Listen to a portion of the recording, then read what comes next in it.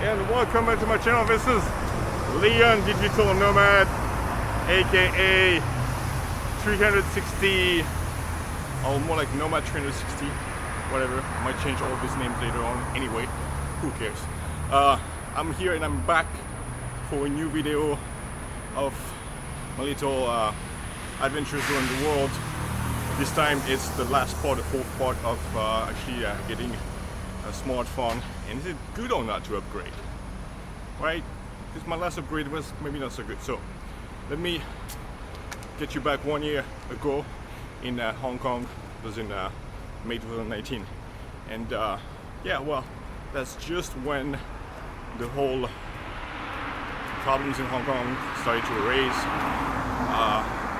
All the appraising, all the demonstrations and stuff. Yeah, and I was there, and well, it's better to have a good phone, which I was only using a phone at the time to as a camera, right? And that's what most people do now, have a proper camera.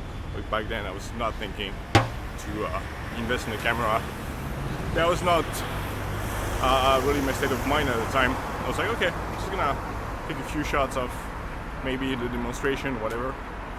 We just happened to be right in the part where I was living, in Causeway Bay.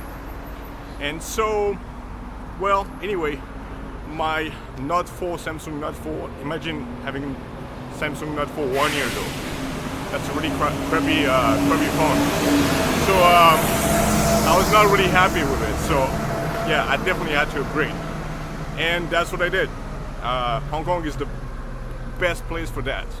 One of the best places in the world, if not the best place in the world, because they do have a lot of cheap electronic stuff. So I looked up into the phones of maybe 2018, which were the best back then, because, well, I just can't afford to buy a phone that just came out. And I came up with the conclusion that the P20 Pro was the best phone I could get at the time. And then I heard of the brand OnePlus, and I thought, wow, that seems pretty fun too. But back then I was like, okay, I'm gonna try out the P20 Pro. I found it pretty cheap online, second hand. So I went to, well, actually, that's not true. I went to this part of town,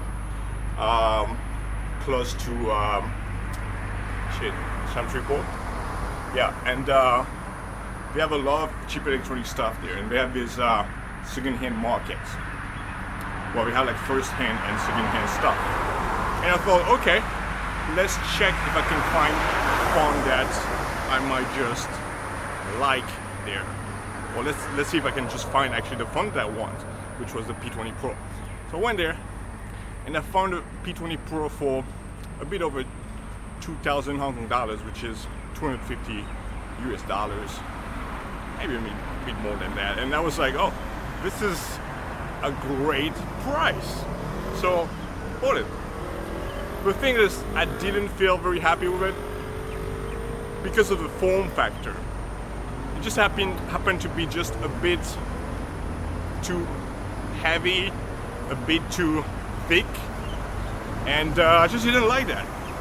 And I thought, okay, maybe this is not the phone that I want. And actually I was very happy with the pictures capabilities, and you can't imagine going from a Note 4 to a P20 Pro. Samsung Note 4 to P20 Pro, the kind of like upgrade, crazy upgrade that involved, that means, because the Samsung Note 4 is way older and way slower, and the batteries didn't last more than 1 or 2 hours. So I really went from night to day, from the hell of having like to use a phone so shitty to a phone just amazing. And I know it's crazy, but like, it was 2019, I had never used such a good phone. Pretty insane. But anyway, as as I said, I mean, my Note 4 was a bit sleeker, a bit slimmer, and that was better. And I was like, at the end of the day, I was not very satisfied just with the form factor, right? So what I really loved about the P20 is the night pictures. Huawei has a very specific way to handle the night pictures, and what I just picture in general, they are a bit more maybe like edited, well, like edited by the software automatically, so the pictures end up, and the videos end up being like a bit darker and a bit less natural, but I really liked this look. And so I was like really pumped up about that. I really like that thing about, and the night pictures are just amazing. I just love the way they just like came out of the smartphone. Even if it's not like 100% natural, even if they were, shit, I forgot the word. You know what I'm saying? So so I was kind of sad to have to actually get rid of it after like 1 or 2 weeks of using it, but I thought, okay, you know what? I don't know. I just it's just too bulky for me. I want something a bit slimmer, a bit easier to handle. So that's why I sold it. And in Hong Kong, it's just as easy to buy a phone as to sell it. And so, wow, I sold it at basically about the same price, or slightly more expensive, probably the same price that I bought it. And I sold it secondhand online. And because I had bought it at such a good price in kind of like a shop in the street, and normally, I mean, like if you buy it in a second-hand shop, it's going to be always more expensive than if you buy it from a second-hand website. But not in Hong Kong, not always in Hong Kong. You can find some very cheap stuff right in the shops there, because everything is so competitive there. Every tech devices have to go for the best price. So that's why I could sell it at a pretty good price, and only 1 or 2 weeks after I bought it. And I shot a couple of like I just bumped into this demonstration there, and so I could actually sell it for a pretty good price.